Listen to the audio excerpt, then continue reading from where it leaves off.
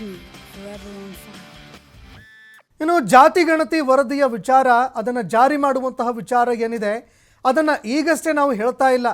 ಲೋಕಸಭೆ ಚುನಾವಣೆ ವೇಳೆಯಲ್ಲಿ ನಾವು ಹೇಳಿದ್ದೀವಿ.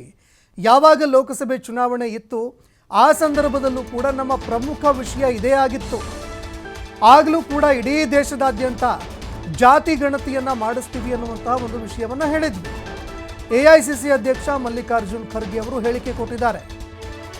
ಎಲ್ಲ ರಾಜ್ಯಗಳ ಅಭಿಪ್ರಾಯವನ್ನು ಕೂಡ ಪಡೆದುಕೊಳ್ತೀವಿ. ಅದಾದ ನಂತರ ಮುಂದಿನ ಕ್ರಮ ಇದೆಯಲ್ವಾ, ಆ ಮುಂದಿನ ಕ್ರಮವನ್ನು ನಾವು ತೆಗೆದುಕೊಳ್ತೀವಿ. ಕರ್ನಾಟಕದಲ್ಲಿ ಇಲ್ಲಿರುವಂತಹ ನಾಯಕರನ್ನೇ ಕೇಳಿ ಅಂತ ಮಲ್ಲಿಕಾರ್ಜುನ್ ಖರ್ಗೆ ಅವರು ಹೇಳಿಕೆ ಕೊಟ್ಟಿದ್ದಾರೆ. ಹೇಳಿದ್ದೇವೆ, ಅದನ್ನು ಎಲ್ಲ ಸ್ಟೇಟ್ದವರ ವ್ಯೂಸ್ ತಗೊಂಡು ಆಮೇಲೆ ಅದು ಮುಂದಿನ ಕ್ರಮವನ್ನು ಜರುಗಿಸ್ತಾರೆ. ಈಗ ನೋಡಿ, ಅದು ಹೀಗೆ ಅಲ್ಲ, ನಮ್ಮ ಪಾರ್ಲಿಮೆಂಟ್ ಎಲೆಕ್ಷನ್ದಲ್ಲೂ ಕೂಡ ಹೇಳಿದ್ದೇವೆ, ಅದನ್ನು ಎಲ್ಲ ಸ್ಟೇಟ್ದವರ ವ್ಯೂಸ್ ತಗೊಂಡು ಆಮೇಲೆ ಅದು ಮುಂದಿನ ಕ್ರಮವನ್ನು ಜರುಗಿಸ್ತಾರೆ. ಈಗ ನೋಡಿ, ಅದು ಹೀಗೆ ಅಲ್ಲ, ನಮ್ಮ ಪಾರ್ಲಿಮೆಂಟ್ ಎಲೆಕ್ಷನ್ದಲ್ಲೂ ಕೂಡ ಹೇಳಿದ್ದೇವೆ, ಅದನ್ನು ಎಲ್ಲ ಸ್ಟೇಟ್ದವರ ವ್ಯೂಸ್ ತಗೊಂಡು ಆಮೇಲೆ ಅದು ಮುಂದಿನ ಕ್ರಮವನ್ನು ಜರುಗಿಸ್ತಾರೆ. ಈಗ ನೋಡಿ, ಅದು ಹೀಗೆ ಅಲ್ಲ.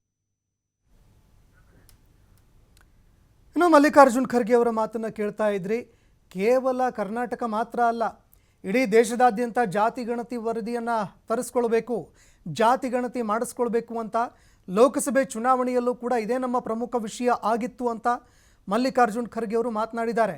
ಇನ್ನು ಬೇರೆ ಬೇರೆ ರಾಜ್ಯಗಳ ಅಭಿಪ್ರಾಯ ಏನಿದೆ, ಯಾಕಂದರೆ ರಾಹುಲ್ ಗಾಂಧಿ ಅವರು ಕೂಡ ಹೇಳಿದರು, ಇದೊಂದು ಬ್ಲೂ ಪ್ರಿಂಟು, ಅಭಿವೃದ್ಧಿ ಮಾಡೋದಕ್ಕೆ ಇದು ಬ್ಲೂ ಪ್ರಿಂಟು, ಈ ಪ್ರಿಂಟನ್ನು ತರಿಸ್ಕೊಂಡಾದ ನಂತರ ದೇಶದ ಅಭಿವೃದ್ಧಿ ಅಂತ ಅವರು ಕೂಡ ಹೇಳಿದರು.